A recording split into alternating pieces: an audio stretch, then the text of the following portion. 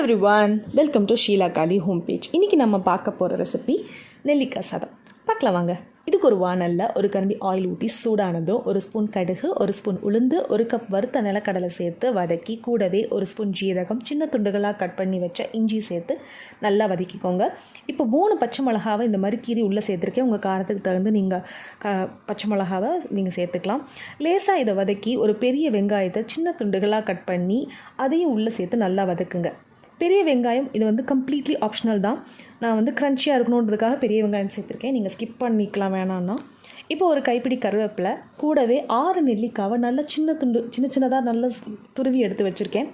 அதையும் சேர்த்து நல்லா தேவையான அளவு உப்பு போட்டு ஒரு ஸ்பூன் மஞ்சள்தூள், கொஞ்சமாக பெருங்காயத்தூள் சேர்த்து நல்லா வதக்கிக்கோங்க.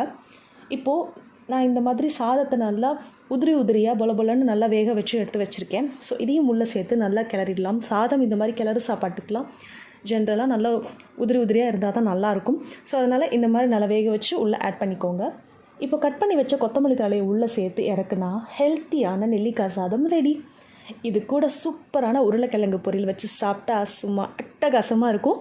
இந்த வீடியோ உங்களுக்கு பிடிச்சிருந்தால் லைக் பண்ணுங்கள், சப்ஸ்கிரைப் பண்ணுங்கள், உங்கள் ஃப்ரெண்ட்ஸ் அண்ட் ஃபேமிலிக்கு மறக்காமல் ஷேர் பண்ணுங்கள். தேங்க்யூ.